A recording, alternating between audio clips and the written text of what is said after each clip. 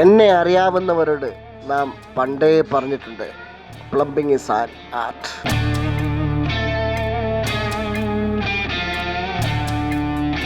ദുബായിലെയും ഷാർജയിലെയും ഖരാമയിലെയും അങ്ങ് ദോഹയിലും പോയി തുക്കടക്കടകളിൽ പൈപ്പൊട്ടിച്ചു കൊടുത്ത ചരിത്രമൊക്കെ എനിക്കറിയാം ഷൈജു. അതിൻ്റെ പേരിൽ 6 ഇഞ്ചിലും 4 ഇഞ്ചിലും നിന്നെ സഹായിക്കാൻ നിന്റെ ആശാൻ KP ഇല്ല. നിന്നെ സഹായിക്കാൻ ആരുണ്ടടാ?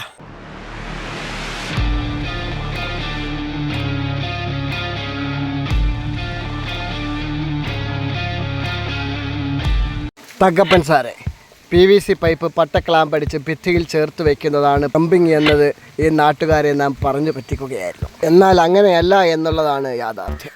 ഇവിടെ PVC പൈപ്പും ക്ലാമ്പും തമ്മിലല്ല മത്സരം. ചെറിയ പട്ടക്ലാമ്പും വലിയ സ്ലോട്ടർ ചാനലും തമ്മിലാണ് മത്സരം.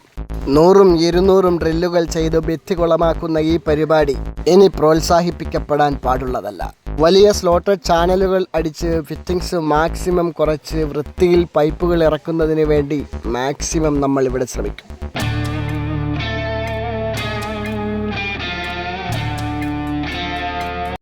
തമ്മിൽ ഇത് വലിയ തിന്മയാണ്. ഈ പണി സ്റ്റീഫൻ ചെയ്യില്ല,